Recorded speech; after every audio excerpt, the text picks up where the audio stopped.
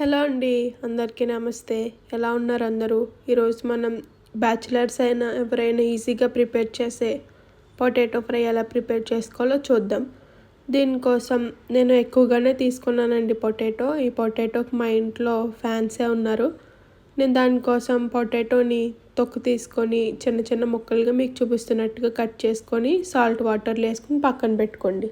దీనికోసం బాండీ తీసుకొని బాండీలో 3 నుండి 4 టేబుల్ స్పూన్ల వరకు ఆయిల్ యాడ్ చేసుకోండి. ఆయిల్ హీట్ అయిన తర్వాత బాండీ మొత్తం స్ప్రెడ్ అయ్యేలా ఒకసారి స్ప్రెడ్ చేసుకొని దాంట్లోనే 1 టేబుల్ స్పూన్ వరకు జీలకర్ర కూడా యాడ్ చేసి కొంచెం వేగనివ్వండి. ఇలా వేగిన తర్వాత ముందుగా కట్ చేసి పెట్టుకున్న పచ్చిమిర్చి మీ కారానికి తగినట్టు వేసుకోండి. నేను ఇక్కడ కొంచెం స్పైసీగానే చేస్తాను. దానికోసం నేను 6 నుండి 7 వరకు పచ్చిమిర్చిలు ఇలా కట్ చేసుకొని ఫ్రై చేసుకుంటున్నాను. ఇలా ఫ్రై అయిన పచ్చిమిర్చిలో ఒక 2-3 రెబ్బల వరకు కరివేపాకు కూడా యాడ్ చేసుకొని అవి కూడా బాగా వేగేంత వరకు కలుపుకోండి. ఇలా అంతా బాగా ఫ్రై అయిన తర్వాత ముందుగా కట్ చేసి పెట్టుకున్న బంగాళదుంప ముక్కలు కూడా నీళ్లు తీసేసి యాడ్ చేసుకోవాలి. ఇలా మొత్తం అంతా యాడ్ చేసుకున్న తర్వాత దీన్ని బాగా అంతా పచ్చిమిర్చి కరివేపాకు బంగాళదుంప ముక్కలు అన్నీ బాగా కలిసేలా ఒకసారి బాగా కలుపుకోవాలి. ఇలా అంతా బాగా కలిసిన తర్వాత దీంట్లోనే ఒక 1/2 టేబుల్ స్పూన్ వరకు పసుపు కూడా యాడ్ చేసి ఈ పసుపు బంగాళదుంప ముక్కలకు బాగా పట్టేలా కలుపుకోవాలి.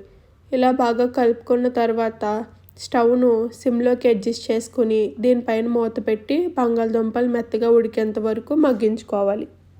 ఇలా బంగాళదుంపలు బాగా మగ్గిన తర్వాత అంతా ఒకసారి కలుపుకొని దాంట్లోనే రుచికి సరిపడా ఉప్పు కూడా యాడ్ చేసుకోండి. నేను ఇక్కడ ఒక 2 టేబుల్ స్పూన్ వరకు యాడ్ చేశాను. మీకు రుచికి తగ్గట్టు యాడ్ చేసుకోండి. దాంట్లోనే ఒక 2 టేబుల్ స్పూన్ల వరకు కారం కూడా యాడ్ చేయండి. మీరు కారం తక్కువ తినే వాళ్ళైతే ఆ పచ్చిమిర్చి కారం కూడా చూసుకొని కొంచెం తగ్గించుకోండి. ఇలా ఉప్పు కారం అంతా ముక్కలకు బాగా పట్టేలా ఒకసారి బాగా కలుపుకోండి.